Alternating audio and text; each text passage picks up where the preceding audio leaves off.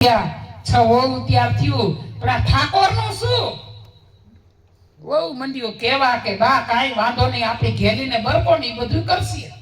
મારો કહેવાનો સુર એક જ છે કે તમારા ઘરમાં કોઈ દીકરાની વહુ પરણી આવે ને તેને માણા કરીને રાખો. આ જેમ કહેવાય કે ઠાકોરજીની સેવા સાસુ કરે પણ કોઈ વહુ ઘરે રહેવા તૈયાર નથી, પણ ઘેલીને બોલાવી. ઘેલી અહીંયા આવી કોક દી કેવું કામ સીધું બિચારી હરક પદુડી તો બહુ જ કે બોલો બા કે ઠાકોરજીને જમાડીને જમજે. અને અમે બધા જાત્રા કરવા જઈશી. ગેલી કે ભો જાય ને તો ટકટકાટ મટે. હવે તો આવી ગેલી નથી ને આવી હાહુયું નથી, નકર લાંબુ હાલે નહીં.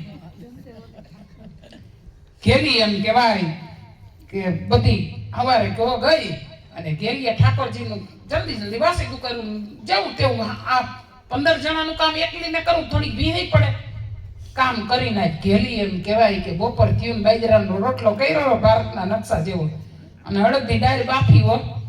ઘેલીને ખબર નથી કે ઠાકોરજી જમે કે ન જમે, ખાલી વાસના દેવાની હોય એમ ઘેલીને ખબર નથી. આટલી ભોળી અને આટલા ભોળા આ સમાજમાં કોઈ હોય ને તો ભગવાન અહીંયા આવે, તમારા ભાંડવામાં આવે ને અમારી ચાંદલીમાં આવે. મોઢા પર થાળી લઈને પછાડી હાઉના ઠાકોર ખાઈ લે.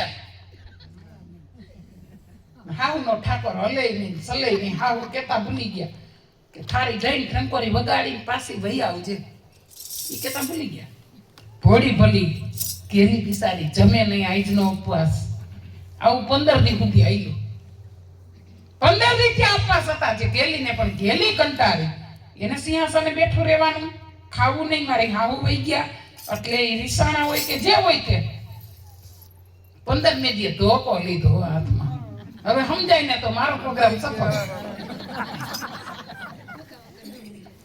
ધોકો લીધો કે તું નહીં કા હું નહીં, ખાઈ લે.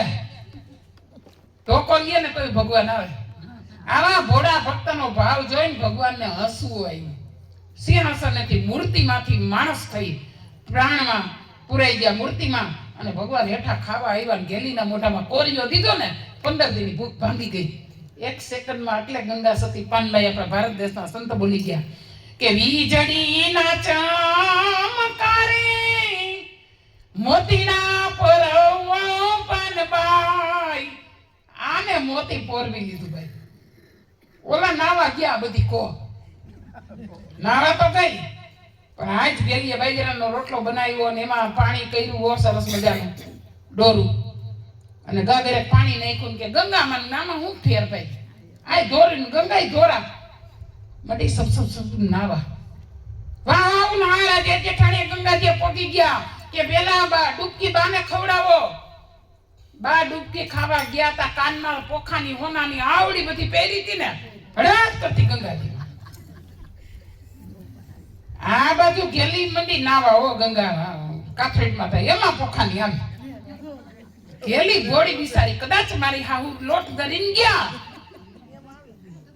એટલી ભોળે કોઈને મેં વાત કરી એટલી ભોળે કોઈને અહીં ભગવાન આવે આવું જ પડે.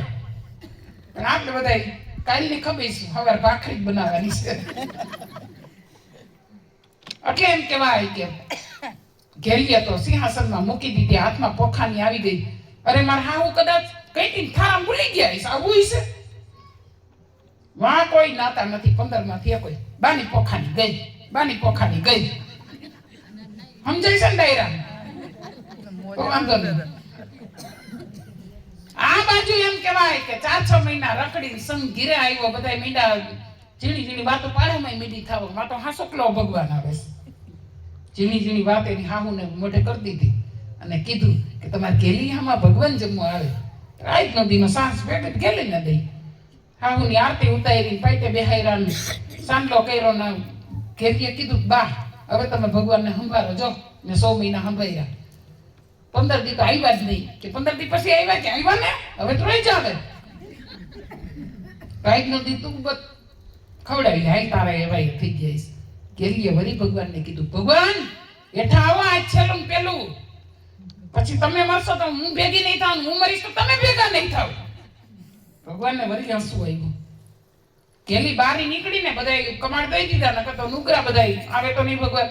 બહાર નીકળીને બધા ડબો ડબ પગમાં પડી ગયા, ઘેલી તું નહીં ઘેલા અમે.